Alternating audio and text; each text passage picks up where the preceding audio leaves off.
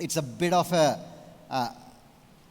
topic that it's a bit challenging, Why? Because the reason why we have this maps printed and lay it down, it requires us to go beyond us. So the topic goes like this: the most boring subject for many Christians. But just before that, I want to give you a light-hearted story that will help all of you to cool down a little bit. There were 4 mothers. They were bragging about their son. So the first mother said, my son is a priest. Everybody calls him father. And then the second mother said, my son is actually a bishop. Everybody calls him your excellence. And then the third mother said, my son is a Supreme Court judge. And everybody calls him your highness, your honor. And the fourth mother said, my son is 6 feet 3 inches tall, broad shoulders. When he walks in, all the girls says, oh my God.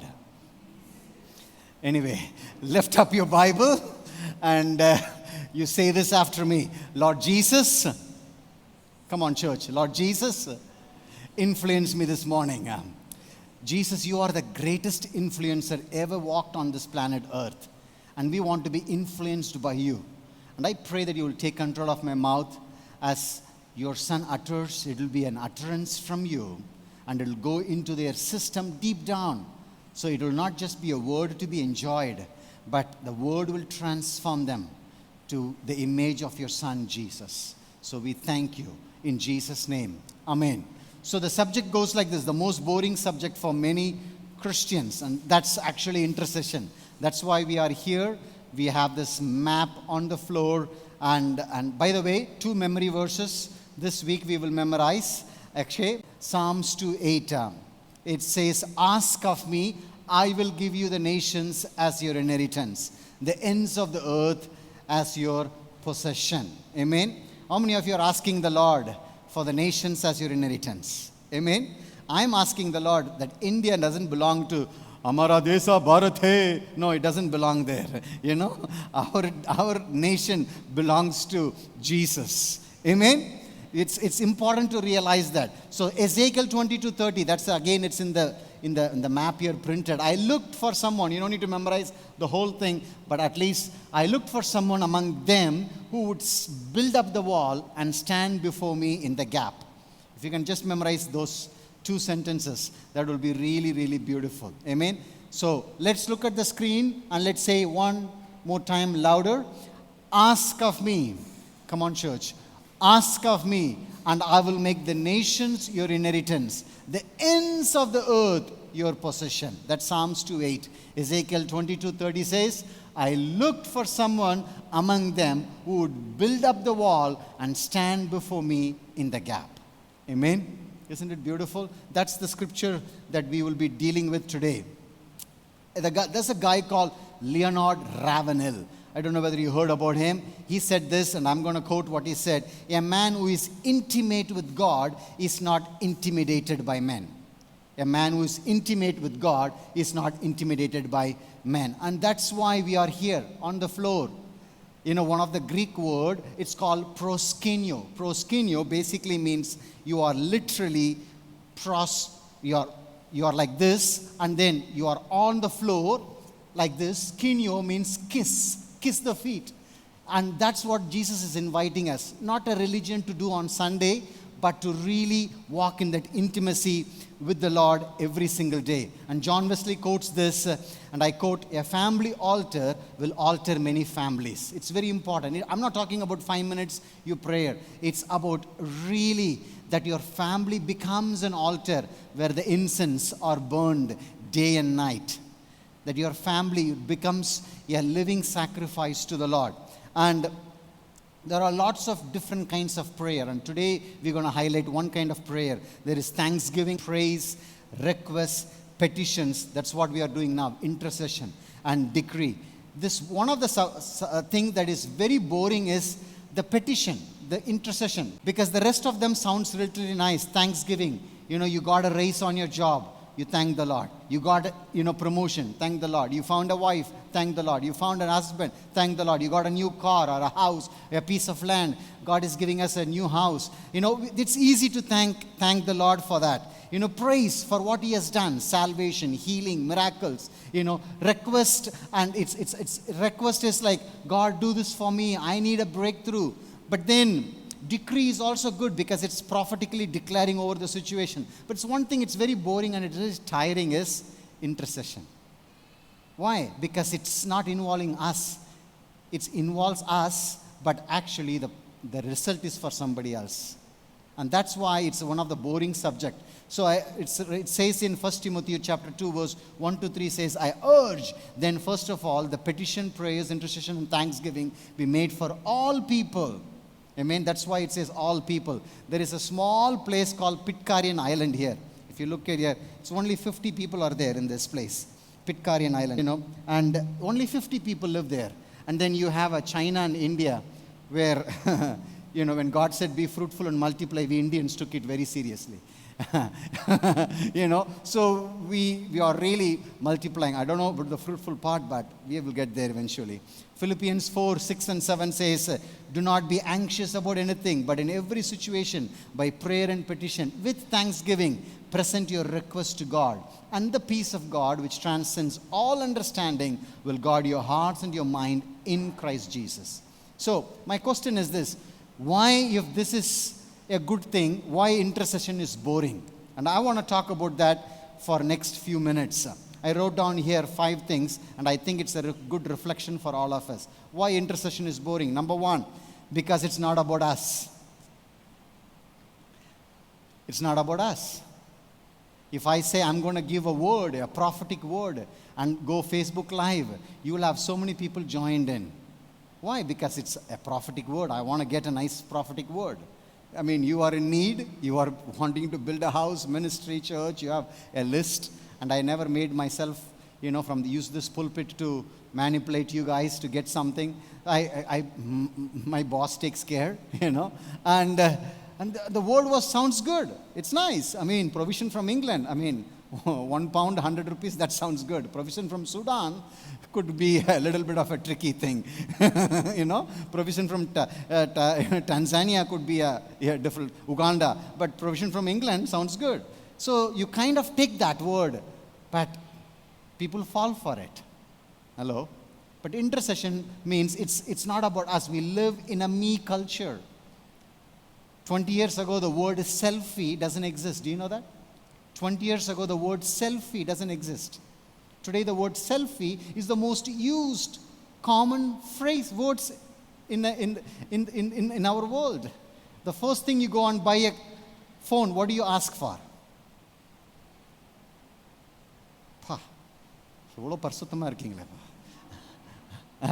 How is that? Thank you, Lavanya. Who's that? Who said? Okay, Pratibha. How is the camera? And now to notch it up, how is your selfie camera? Because it's important, your face, So that's why if you wanted to get a reality check about your face, look at your Aadhaar card. Anyway, I keep that as a check to balance, Anyway, so first, it's not about us. We live in a me culture. Number 2, why intercession is boring? It requires the person to sacrifice his or her time. Time is a very precious thing. We are busy bodies. We have no time even for ourselves. So it requires time.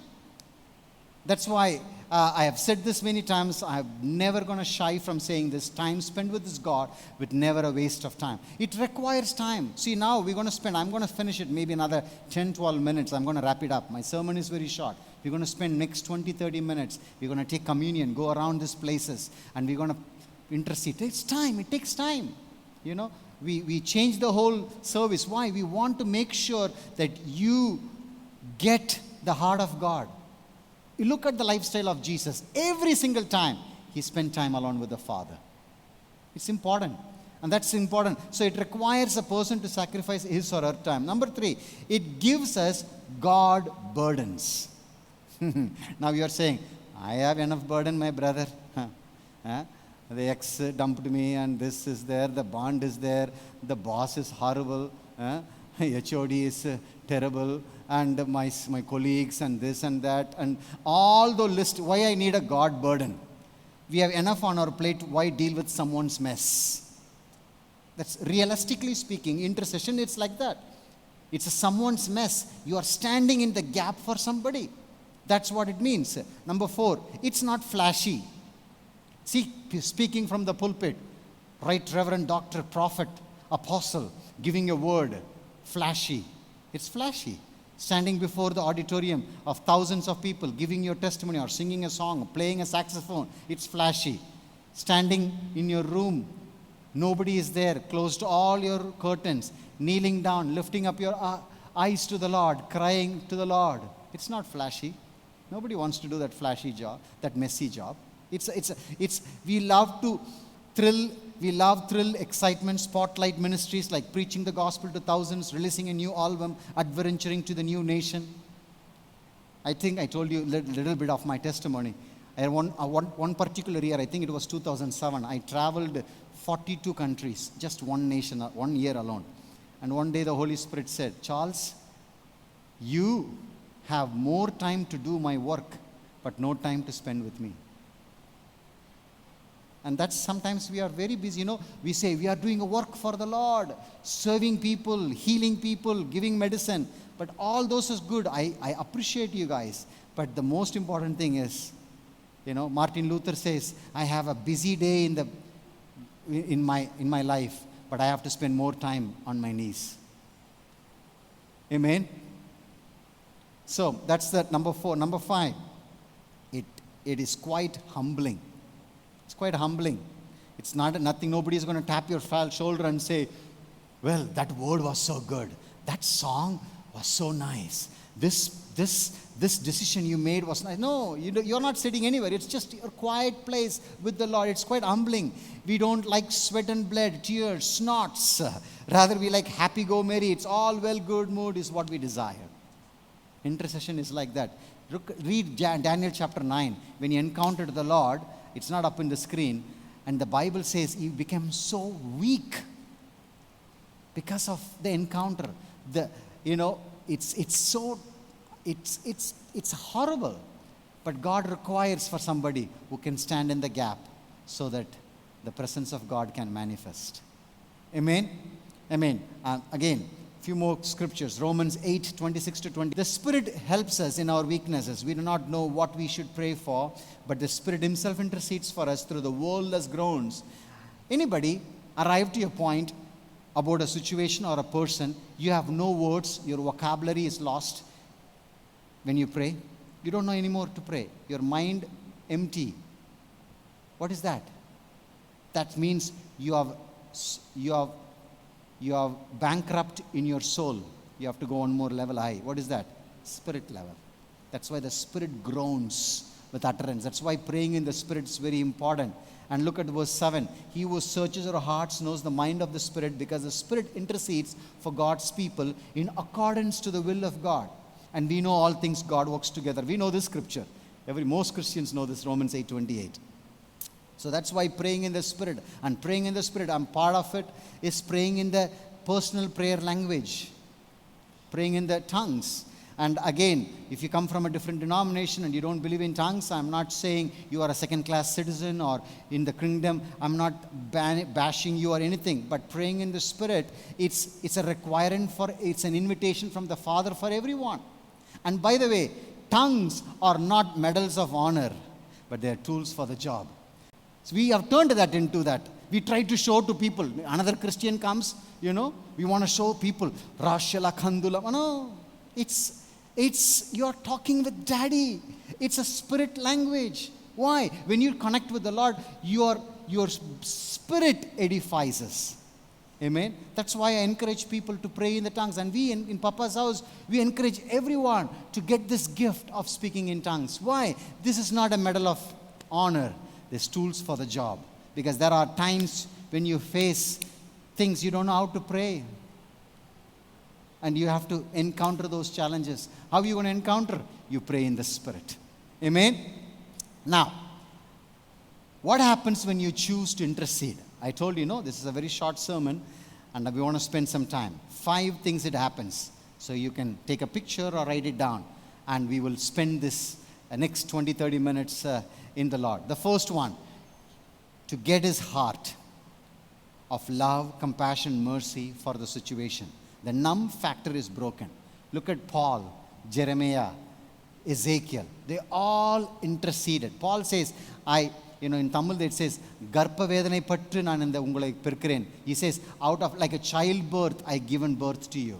Like he says, he goes, he prays, I pray. Even John says, I wish and pray that you will be prosper and wealth as your soul prospers. He goes on, Ezekiel says, man, I'm looking for somebody who can stand between the gap and pray. And then you will even see Paul and even the life of Jeremiah. He is called the weeping prophet. He was only 17 when the Lord asked him to come to know, to be his word, his messenger. So it gets, the numb factor is broken. What is the numb factor? Now that you are sitting on the floor, I can give you that example. I came from a Pentecostal family where we sit on the floor, 3.5 hours service, 8:45 it starts, finish at 12:30. Thank God your pastor is not keeping you like that. So, 8:45. We come here 8:45. Stothiram Yesu Nada. Anybody knows that song? Umakendrum Stothiram. Drum is there. Dun, dun, dun, dun. Rhythm will go, spirit will rise. That's how I grew up. 12:30 will finish. Around 11:30, I feel like one leg went to be with the Lord. Anybody felt that? Yes? Thank you. A few hands are there. Yes. That's called numb factor. Numb factor. When you pray, when you intercede, what happens? You get his heart. Today we don't want to get God's heart. That's why here, God's heart for the nations. When God said me to go to the nations, I said, Lord, I am not capable. One guy asked me in Vaivam, do you sing? I said, in the bathroom. Do you play guitar? No. You will never be in Vaivam. I'm still there. That guy went long time ago. Because you have mindsets that says, if you are eligible to do missions, you have to have this qualification. God doesn't look for your qualification. He looks for your availability. I said, Lord, here I am. Amen. So he gets God's heart for the nations. Can you imagine to get God? Can you imagine this? If you can feel 10% or even 10% of the 10% of God's heart for Vellore. Every time I drive through Green Circle, I ask God, what is your original design for Green Circle? Because it's a circle, it's a vicious circle. I'm adding some little humor to it, but you get the point. What is God's heart for the city? God, what is your God's heart for Munjurpet? What is your heart for CMC? Of course, I'm doing my bond, I'm doing all this, but Lord, why? The motto says, not to be served, but to serve. But Lord, I see so many challenges. What is your original design? Go after that. The numb spirit will be broken. Number 2, increase of awareness of his presence and spiritual warfare. You see, we are a spirit being. I have said this before. I am a spirit. I have a soul. I live in a body. Amen? So we are a spirit being. There is a spiritual atmosphere around us. We are not aware of it. We get to be the casualty of that. But if we are aware of the spiritual realm around us, then we can pray into that. Increase. I'm not saying, when the window is moving, spirit is moving, brother. No, I'm not saying about that. Some people go to that extreme. Brother, lemon in the front of my door, brother. I tell them, take it, make a nice juice, because summer is coming. Windows are moving. I ask them, did you put the latch? So we saw so many horror movies and then we make a spirit out of everything. That's not being awareness of the spirit. Awareness of the spirit means you are not sin conscious, you are God conscious. Amen? That's the awareness of the spirit. So the presence, your awareness of his presence. You are God's presence carriers. Amen? That's who you are. When you walk into your department, who are you? You are a presence carrier of God. Amen. The spirit in you doesn't make you a lunatic, but empowers you to be like him in the world. Amen. Hello. We sometimes think the spirit in us means I have to jump. There's nothing wrong in jumping. But that's not the reason Spirit is in you. The Spirit is in you so that you can go into the world where it's darkness. You be the candlelight. People can see. What is the goal of light? The goal of light is not to see the light. If you keep looking at, you turn on the light, you keep looking at it, you will pray for me. Pastor, let's pray for him. Yes or no? The goal of light is not to see the light, it's to see. That's the thing. So the Spirit in me is to be aware so that people can walk in clarity. Amen?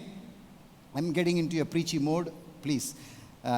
Number 3, no more fighting, striving, no more fighting or striving, but thriving that brings us to the place of rest. Psalms 46:10. So when you know how the spirit realm works, you are like, I'm not going to be anxious. Thriving. Lord, do this, do this, do this. One guy said in Tamil, Katna avladhan kattuven, illati marathula kayar kattuven. You know what does that mean? It means I will only tie the knot on her. Otherwise, I will tie the knot on the tree. He's very passionate about it. Some of the Tamil slangs, if you translate, you lose the whole meaning of it. But anyway, so that's the whole thing. So we are now aware, no more fighting. Sometimes people say, give me this, Lord, give me this, Lord. I want this. No more fighting, no more striving, but thriving. How do you thrive? You rest in Him. The greatest posture of winning in the kingdom is surrender. So you're aware of the presence. Now you're like surrendering. Like, Lord, thank you. I'm at the rest. Be still and know that I am God. Be still is not a passive faith. It's an active faith. What you're saying, God, I want you to be the God of my life. Amen. Okay, now, all of you are mature here, adults, I can say this. How many of you, when you were in teens, you had your first crush? Thank you. Some honest hands. Some of you need a little bit of, yes, thank you, Brother Aaron. Okay. Now, I'm not going to ask you who is that, But when you had that first crash, I'm going to ask you this question, second question. Did you feel like if you didn't get this person, you lose the world? And then you go before the Lord. If the Lord would have answered all my requests, I would be Solomon number 2. I'm serious with you. Thank God He didn't answer anything. And that's the point here I wanted to mention. It's no more striving, no more fighting, but allow the presence of God in the restful position. Amen. Number 4, moving away from the habit of prayer or ritual of prayer or the tradition of prayer to a lifestyle of prayer that brings supernatural answers from a supernatural living God. Now, this is a big thing. I want to spend another 2-3 minutes here. This is what it is. Jesus did not find comfort in the form of prayer. He found comfort in the God who answers prayers. Otherwise, we will have a religion without form. We have a religion without power. We'll just do ritual. Why are you, now, we laugh, right? We do the same in the Christianity. You know what is it called? Sunday service. I have to attend the service.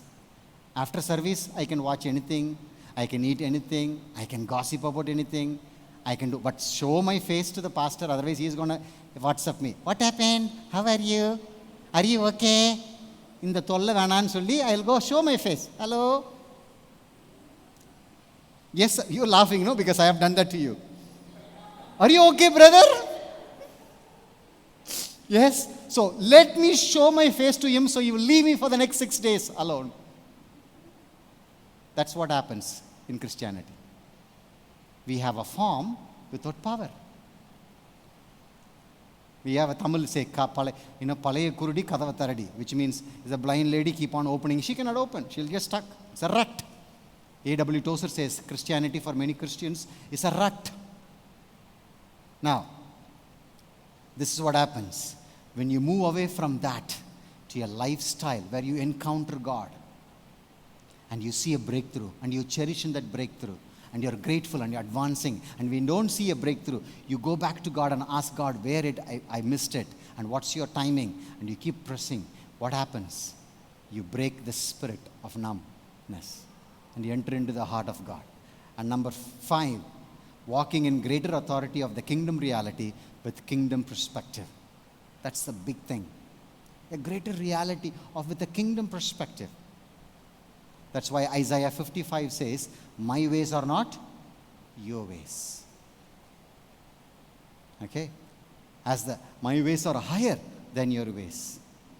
A pig cannot see the beauty. You know, a pig.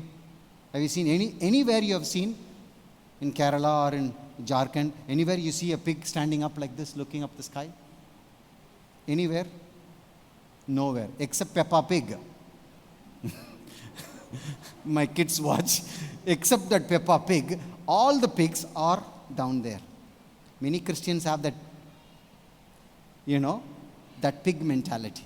Why? They're seeing everything. Vellur brother, my pastor saying green, clean and beautiful. It's no green, no clean, no beauty. I'm waiting, brother. Born to finish UK. Born to finish America. Born to finish somewhere else. But when you have the eagle spirit, you get God's perspective.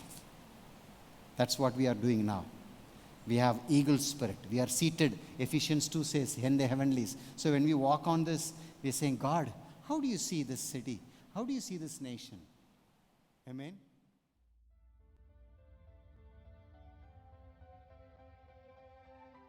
Here are some announcements. If you have missed any of our sermons, you can watch them by logging in on Papa's House through YouTube, SoundCloud, iTunes, and Facebook. We have a family support program where we support single mothers and their children by getting provisions through finances and opportunities to earn a livelihood through small businesses. Every Friday, through our homeless feeding program, our team prepares and distributes food packets for homeless people in and around Vellore. We would encourage you to join us in this program by either preparing or distributing food packets, and also by considering making your generous contributions through your finances. If you consider yourself to be a part of Papa's House, then we would encourage you to send your tithes and offerings. But if you are visiting Papa's House for a few occasions and led by the Spirit, and you feel that Papa's House has made a difference in your spiritual life and your connection with Christ, you could consider sowing a small seed through an offering. We would make sure it falls on the good soil so that it reaps a good reward from God. You can find the details of the bank accounts and Google Pay should you decide to send in your offering to us. We will intimate to you once we have received it. Also, here are the links on how you can reach and follow us.